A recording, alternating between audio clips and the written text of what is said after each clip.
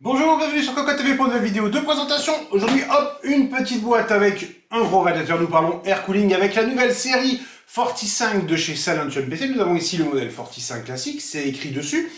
Il existe aussi une version dual que nous avons reçue à la ferme avec deux ventilateurs. Nous sommes à 43 € et 49 €. Et il y a aussi une version pour ceux qui aiment le RGB avec du RGB. Nous ne l'avons pas à la ferme, nous avons été punis. Tant pis, c'est pas grave, on mettra du RGB autrement dans nos configurations de test. Bref. Ce qui est intéressant à retenir, c'est qu'au niveau du RGB, en fait, alors oui, il y a le RGB, mais surtout les spécifications du radiateur comme du ventilateur sont les mêmes. Donc en termes de performance, normalement, c'est exactement la même chose que cette version. Alors pourquoi tester les deux? Ce n'est pas la peine. Le RGB a des pales transparentes avec beaucoup de RGB à l'avant. Et il y a aussi ce top noir sur le radiateur qui aura du RGB. Alors ce top, comme on peut le constater, ne change pas grand-chose à la hauteur totale. Nous sommes à 159 mm. Pour un modèle en 140 mm, c'est quand même particulièrement intéressant, la base est excentrée. Bref, pour l'instant, que du bon. On va découvrir ce radiateur plus en détail en le mettant directement sous la caméra.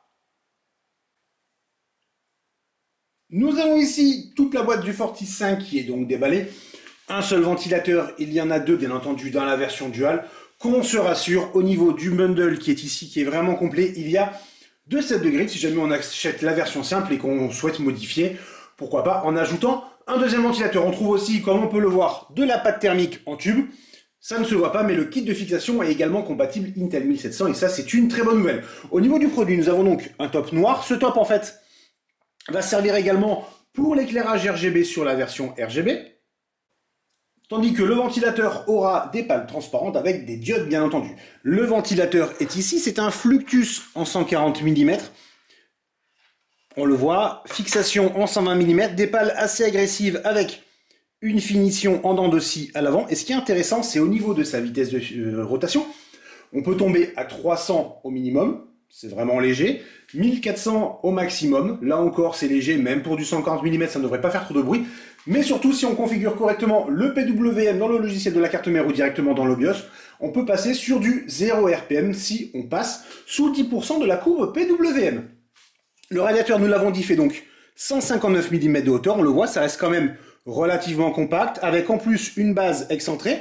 Finition nickelée pour les caloducs qui sont, par contre, en direct touch. Alors, on a laissé le petit autocollant avant de tout rayer en le tripotant. La finition reste relativement brute au niveau des ailettes. Et nous avons donc une base qui est excentrée, ce qui va permettre au ventilateur de ne pas bloquer la mémoire à l'avant. En revanche, attention sur le modèle en dual fan, à l'arrière, selon la carte mère, ça pourrait taper sur des radiateurs pour les VRM, sur de la mémoire, si jamais on a une carte mère avec de la mémoire de part et d'autre du socket. Bref, comme d'habitude avec ce genre de produit, à l'avant c'est bon, à l'arrière, on fera très attention. Que dire de plus? Pas grand chose. Le tarif, 43 €. On attend forcément de grosses performances avec un silence qui devrait être normalement très bon, mais ça, on le verra avec le test. C'est tout pour aujourd'hui, on vous souhaite à tous une excellente journée.